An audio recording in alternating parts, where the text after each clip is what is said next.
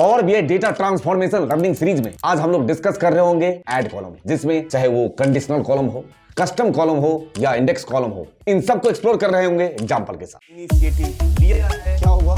ब्रह्मांड।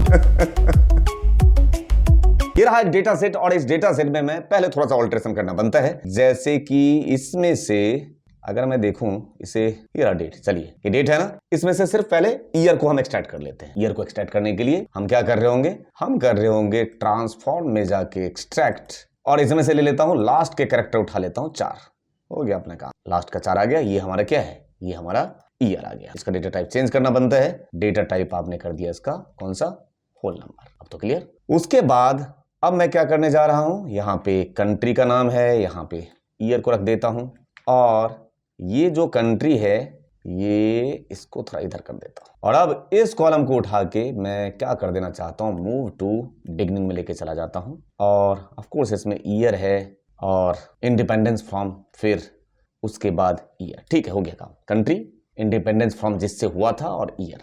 अब देखिए आपके पास ये ऐड कॉलम है ना, इसी को एक्सप्लोर करने की कोशिश कर रहा हूं। ऐड कॉलम यहां पे गया और फॉर्म सेलेक्ट, तो पहले मैं क्या कर लेता हूं, सपोज मैंने कहा क्या कि एक नहीं, मैं तीनों कॉलम को ले लेता हूं, पहला, दूसरा और तीसरा। 3 कॉलम को सेलेक्ट कर देने के बाद इस पे क्लिक, फ्रॉम सिलेक्शन कर दिया। और अब आप लोगों को याद आ रहा होगा एक कॉन्सेप्ट पढ़ाया हुआ एक्सेल में, वही कॉन्सेप्ट यहां अप्लाई करने की कोशिश कर रहा हूं। आप लोग जरूर बताइए कौन सा कॉन्सेप्ट है। मैंने कहा अंगोला, यहां से उठा लीजिए, Angola has been independent in year, मान के चलते हैं वो ईयर कौन सा है, वो है आपका 1975।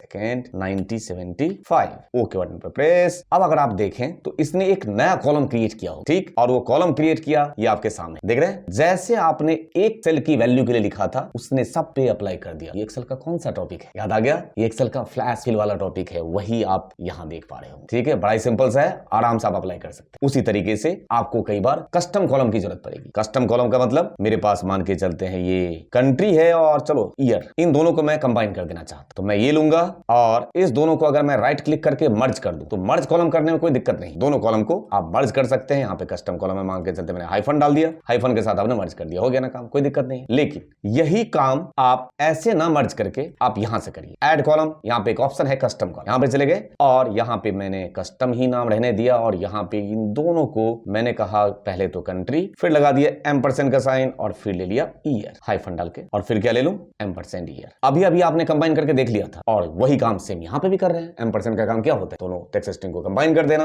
तो ये आपको तो सिंपल लग रहा होगा, एक्सेल में भी ऐसे एम्परसेंड से कनेक्ट कर देते थे टेक्स्ट स्ट्रिंग को। अब मैं ओके बटन पे प्रेस कर रहा हूं, मैंने भी कंबाइन किया है, ओके बटन पे प्रेस। और अब आपको इस एरर के आने का वजह बताना है। मतलब इससे पहले आपने देखा जब मैंने 2 कॉलम को राइट क्लिक करके मर्ज किया तो हो गया था, कोई प्रॉब्लम नहीं था। वही काम तो मैंने यहां भी किया है, मैंने कस्टम कॉलम से उन्हीं 2 कॉलम को मर्ज किया है। यहां पे वो मर्ज क्यों नहीं हुआ, ये वजह आपको जरूर बताना है। देख लीजिए, कंट्री है और ईयर दोनों को मैंने मर्ज किया था, ठीक, और वहां मर्ज हो गया था फीचर्स के थ्रू, बट यहां पे जब मैंने खुद से कस्टम किया है तो ये मर्ज नहीं हुआ, एरर आया। आंसर जरूर बताएं, अदरवाइज मैं आपको हिंट दे रहा हूं, एडवांस एडिटर में जाके देखोगे तो आपको आंसर का अंदाजा लग जाएगा कि फीचर्स के थ्रू क्यों हो गया और कस्टम फंक्शन के थ्रू क्यों नहीं हुआ। और अब हम बात करना चाहते हैं कंडीशनल कॉलम। कंडीशनल कॉलम का मतलब ये रहा एक कॉलम, इसके बेस पे आप कॉलम ही क्रिएट करना चाहते हो बट कंडीशन ओरिएंटेड, जैसे एक्सेल में इफ, नेस्टेड इफ पढ़ते थे, वैसा ही कुछ। वहां तो फॉर्मूला फंक्शन अप्लाई करते थे, यहाँ कॉलम बनाएंगे एक कॉलम के बेस पे। क्लिक यहाँ, सेलेक्ट कंडीशनल कॉलम, और यहाँ पे आप उसी की तरह सिंपल सा है, देखिए जो भी नाम रखना है कॉलम का वो रख दीजिए। और अब आपने क्या बोला, इफ यदि कौन,